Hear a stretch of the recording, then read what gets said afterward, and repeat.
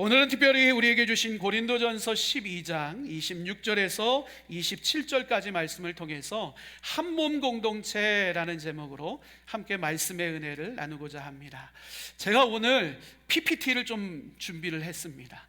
근데 그 PPT가요, 우리 다음 세대들에게 초점을 맞춰서 약간 여러분에게는 유치할 수도 있습니다. 그런데 늘 제가 세대 통합 예배 드릴 때 말씀드리지만, 예수님이 우리를 위해 낮아지신 것처럼 우리 장년들도 낮아진 마음으로 기쁨으로 소망 가운데 말씀으로 나아갈 수 있기를 원합니다. 우리 첫 화만 띄워주시겠어요? 여러분, 문화촌 마을에요, 큰빛이라는 어린아이가 살고 있었습니다. 그런데 이 어린아이가 어느 날 친구들과 함께 공놀이를 하고 있었어요. 그런데 공놀이를 신나게 하고 있다가 친구가 던진 공을 자신 있게 받았는데요, 공을 잘못 받아서요, 저렇게 엄지손가락이 퉁퉁 부었습니다. 엄지손가락이 붓고 막 아프기 시작하니까 이 큰빛이라는 어린이가요, 울기 시작을 했어요. 그 울음소리가요, 동네가 떠나갈 듯이 크게 들리니까요, 엄마가 무슨 큰일이 난 줄 알고 쫓아내려왔습니다. 그리고 이 아이를 데리고요, 한의원으로 불이 나게 달려갔습니다. 선생님에게 이 아이를 보여줬어요. 선생님 하시는 말씀이 무엇일까요? 야, 너 침 맞아야 되겠다 라는 것이었어요.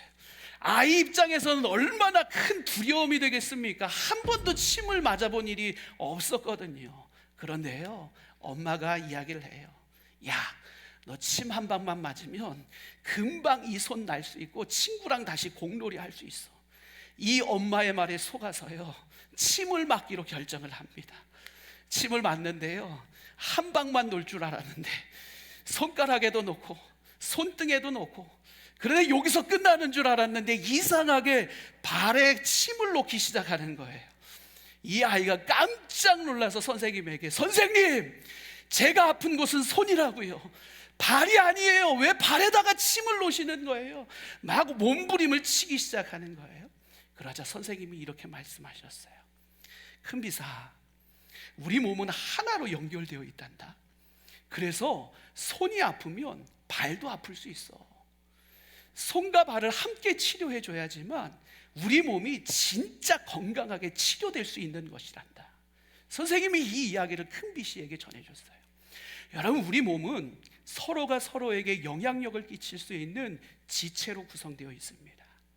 뿐만 아니라 우리의 세포, 피부, 모든 조직들 역시도 서로에게 각자가 영향력을 끼침으로 말미암아서요, 우리의 몸을 세워나가고 있습니다.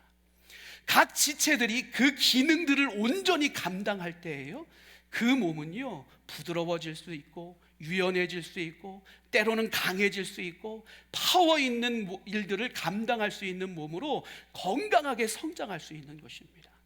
참으로 재미있는 사실은요, 성경은요, 교회를 무엇으로 묘사하고 있어요? 바로 우리의 몸으로 묘사하고 있는 것을 보게 됩니다. 교회는 무엇입니까? 예수 그리스도의 몸입니다. 그러면 교회를 구성하고 있는 모든 성도들은 무엇입니까? 예수님에게 붙어있는 각 지체들과 그 부분이라고 성경은 이야기를 합니다. 그렇다면 교회가 건강하게 성장하기 위해서는 무엇을 해야 돼요?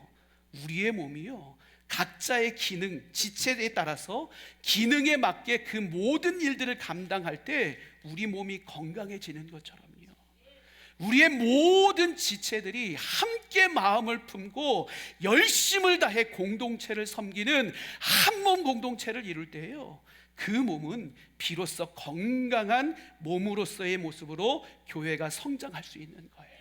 하나님은 우리 교회를요, 한몸 공동체로 불러주셨습니다. 믿으십니까? 안 믿으세요? 여러분, 하나님은 우리를 한몸 공동체로 불러주셨습니다. 믿으십니까?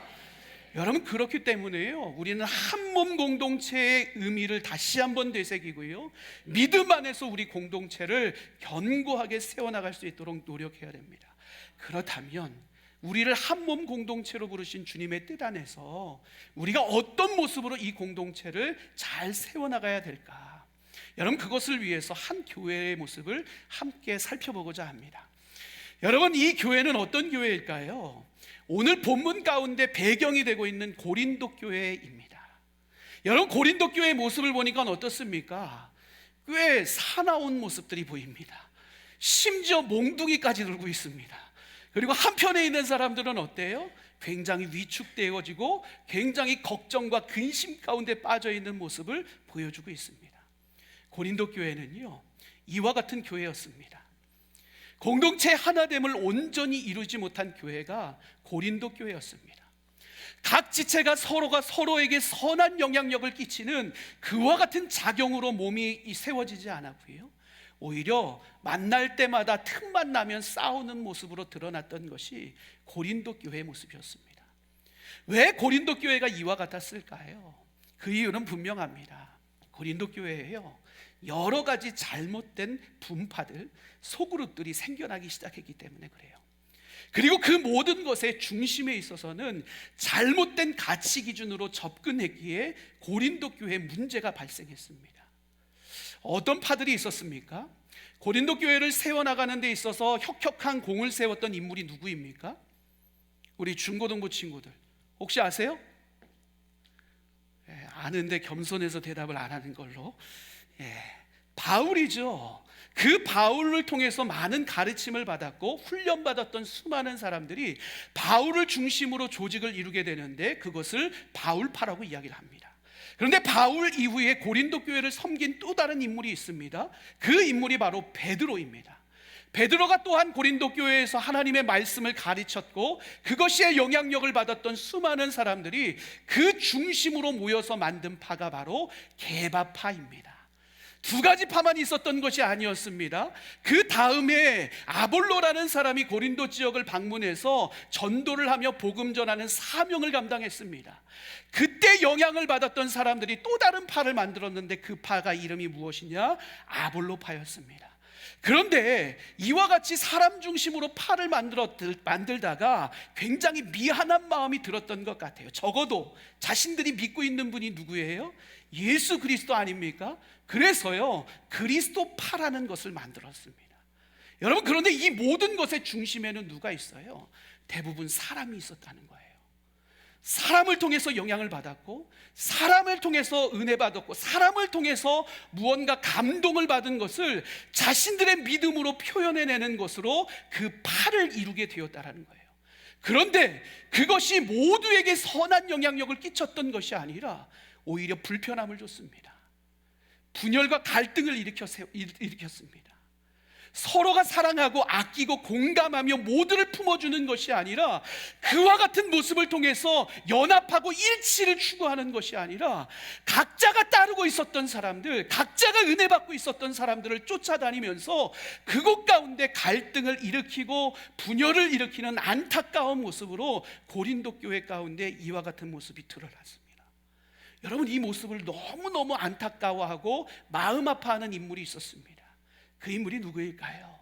바로 사도 바울입니다. 그래서 사도 바울이요, 고린도 교회를 향해서 편지를 쓰기 시작합니다. 그 내용이 바로 오늘 우리가 함께 읽은 본문의 내용입니다. 사랑하는 고린도 교회 성도 여러분, 교회는 한 몸입니다. 그런데 이 한 몸 안에 다양한 사람들이 존재하는 곳이 교회 공동체입니다. 그동안에 살아왔던 삶의 배경이 다르고 지금 현실을 살아가고 있는 삶의 모습도 다르고 생김새도 다르고 성품도 다르고 일터도 다르고 모든 가치관도 다르고 재능도 다른 사람들이 모여있는 곳이 교회입니다. 그런데 여러분, 바르게 생각하시기를 바랍니다. 우리 몸에도 눈과 코와 귀와 손과 발이 다 제각각의 모습이지만 그것이 한 몸을 이루고 있는 것처럼 우리의 모습이, 우리의 성품이, 우리의 삶이, 우리의 인격이 다 다를지라도 우리는 예수 안에서 한 몸을 이루어야 되는 한 몸 공동체의 지체들임을 절대로 잊지 마시길 바랍니다. 사랑하는 고린도 교회 성도 여러분, 우리는 하나님 나라의 질서 안에서 예수 그리스도의 뜻대로 한 몸으로 세워져야 되는 복된 하나님의 사람들임을 명심하십시오. 그것이 바로 우리를 향한 하나님의 뜻입니다. 구구절절 마음을 담아서요, 꾹꾹 눌러가면서 편지를 써내려가고 있던 내용이 바로 우리가 읽은 오늘 본문의 내용입니다. 사도 바울이 이야기하고 있는 것처럼요, 교회는 예수 그리스도의 몸입니다. 그리고 교회는 예수 그리스도의 몸으로 온전한 하나됨을 이룰 수 있어야 됩니다. 눈과 귀와 코와 손과 발이 온 하나된 몸으로 하나됨을 이루듯이요, 우리 역시도 하나님이 부르시고 세워주신 큰빛교회라는 공동체 안에서 온전한 하나됨을 이루는 삶을 살아갈 수 있어야 되는 것입니다. 그렇다면 우리가 이루어야 될 하나됨은 어떤 모습일까? 오늘 본문에서 뭐라고 이야기를 했어요? 오늘 본문 26절 27절 말씀을 요약해서 정리하면 무엇입니까? 힘들거나 즐거운 일이 있을 때 그 모든 것을 함께 공유하고 나눌 수 있는 공동체가 진정한 하나됨의 몸의 공동체다라고 오늘 우리에게 이야기하고 있는 것을 보게 됩니다. 슬픈 일이 있을 때 외면하는 것이 아니라, 모른 척하는 것이 아니라 가서 어깨라도 톡톡 두들겨주고 위로하고 격려하며 함께 울어줄 수 있는 공동체. 누군가 기쁜 일이 있을 때 질투하고 시기하는 것이 아니라 그 기쁨이 나의 기쁨이 되고 나의 행복이 되고 나의 감사가 되고 나의 즐거움이 되는 그와 같은 공동체. 서로 아끼고 존중하고 격려하며 믿음 안에서 온전히 세워질 수 있는 공동체, 이것이 바로 주님이 기뻐하시는 하나된 공동체의 모습임을 사도 바울은 우리에게 이야기를 합니다. 바라기는 우리 큰빛교회가요, 이와 같은 하나됨의 공동체가 될 수 있기를 간절히 소망합니다. 기쁠 때 함께 웃고 슬플 때 함께 울고 함께 아끼고 함께 섞이고 함께 세워지는 한몸 공동체, 이와 같은 큰빛교회 공동체가 될 수 있기를 주님의 이름으로 간절히 축원합니다. 여러분, 우리가 이 공동체 세우기 위해서 세 가지의 것을 기억해야 됩니다. 첫 번째 기억해야 될 것, 그것은 바로 우리의 머리가 누구인지를 분명히 기억해야 됩니다. 교회의 머리가 누구십니까? 다시 한번 들을게요. 교회의 머리가 누구십니까? 뭐 다시 시켜도 끝까지 안 하시는 분 계시네요. 교회의 머리는 예수 그리스도십니다. 그 어떤 사람이 아닙니다. 그 어떤 능력 있는 사람이 아닙니다. 교회의 머리는 오직 예수 그리스도십니다. 여러분, 이 예수 그리스도를 통해서 우리가 세워졌고 우리가 한 몸을 이루게 되었습니다. 그렇다면 교회가 해야 될 일이 무엇입니까? 머리 대신 예수님의 뜻에 따라 교회의 모든 일들을 결정하고 교회를 세워나갈 수 있어야 됩니다. 그리고 그 교회를 세워나가는 우리의 모습은 예수님께서 친히 우리에게 본으로 보여주신 사랑과 섬김과 헌신을 통해 이 땅의 교회들을 주님 다시 오실 때까지 견고하게 세워나갈 수 있는 것이 우리 교회 공동체의 모습이 되어야 됩니다. 누구 때문에 사랑하는 것이 아니에요. 누구 때문에 섬기는 것이 아닙니다. 누구 때문에 헌신하는 것이 아니에요. 그 어떤 사람 때문에 이 모든 일들을 감당하는 것이 아니라고요. 누구 때문에 이 일을 하는 거예요? 예수님 때문에 하는 거예요. 예수님 때문에 서로를 사랑하고, 예수님 때문에 서로를 섬기고, 예수님 때문에 하나님 나라 위에 헌신하는 것, 이것이 진정한 교회 공동체의 모습이 될 수 있어야 된다는 거예요. 그러니 한번 저를 따라해 주시길 바랍니다. 예수님 때문에 사랑하겠습니다. 예수님 때문에 섬기겠습니다. 예수님 때문에 헌신하겠습니다. 여러분, 바로 이겁니다. 우리 큰빛교회 공동체가 예수님 때문에 사랑하고 예수님 때문에 섬기고 예수님 때문에 헌신함으로 말미암아 주님 기뻐하시는 공동체로 평안하여 든든히 세워지는 예수님이 주인 되시는 교회 될 수 있기를 주님의 이름으로 간절히 축원합니다. 두 번째로, 우리가 예수님 때문에 사랑하고 섬기기로 결단했다면요, 우리가 두 번째로 기억할 것이 있는데요, 그것이 무엇인가 하면 우리 몸의 모든 것들이 기능을 제대로 발휘할 때 우리 몸이 건강해지는 것처럼요, 교회는 다양성이 있지만 그 다양성에서도 다름을 인정하면서요, 각자의 기능들을 잘 발휘하고 상호 보완의 관계를 아름답게 이룰 때 교회 공동체가 건강하게 성장할 수 있음을 우리는 반드시 기억해야 된다는 거예요. 교회 학자들 가운데는요, 교회 공동체에 100%가 있으면, 인원이 100%가 있으면 80%의 사람보다 20%의 사람이 교회 공동체를 이끌어간다라고 이야기하는 학자들도 있습니다. 이 교회는 하나님 기뻐하시지 않는 교회죠. 모든 교회 공동체의 구성원이 하나된 마음으로 자기에게 주어진 사명의 자리에서 기쁨으로 그 일을 감당할 때 교회는 비로소 건강하게 세워질 수 있는 거예요. 교회 안에는요, 말씀을 전하는 자가 있는가 하면 청소하는 자가 있고, 기도해야 되는 자가 있고요, 주방을 섬기는 자가 있고요, 찬양대로 섬기는 자가 있고요, 주차 봉사로 헌신해야 되는 자가 있고요, 교사로 헌신해야 되는 자가 있고, 안내로 헌신해야 되는 자가 있고, 여러 부분에서 헌신할 수 있어야 됩니다. 그럴 때 교회 공동체의 몸은 더욱 건강하게 성장해질 수 있는 거예요. 단 하나가요, 그 기능을 발휘하지 않을 때요, 그 공동체는 순항할 수 없습니다. 1986년 1월 28일에요 엄청난 사건이 벌어졌는데요, 우주선 챌린지호라는 우주선이 있었는데, 이 우주선이요 발사를 하자마자 73초 만에 폭발하고 말았습니다. 이 폭발 사고로 인해서 그곳에 타고 있었던 승무원 7명이 모두 다 목숨을 잃었습니다.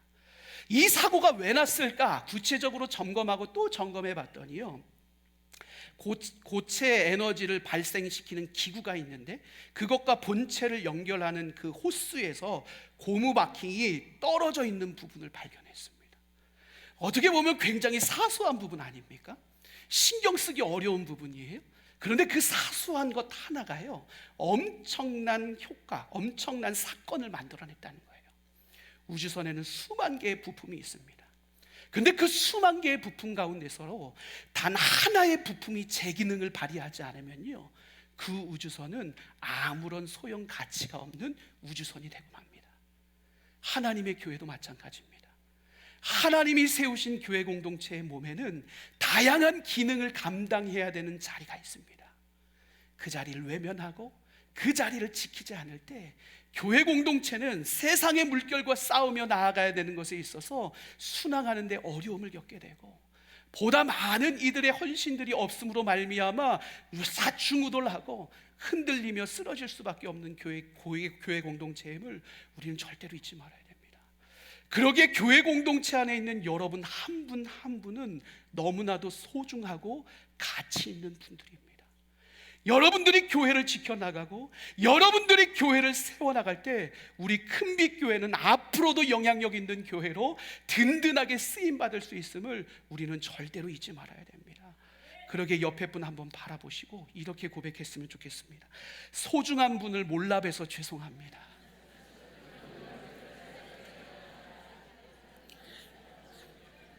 우리 다시 한번 옆에 분 바라보면서 고백합시다. 소중한 가치를 함께 세워나갑시다.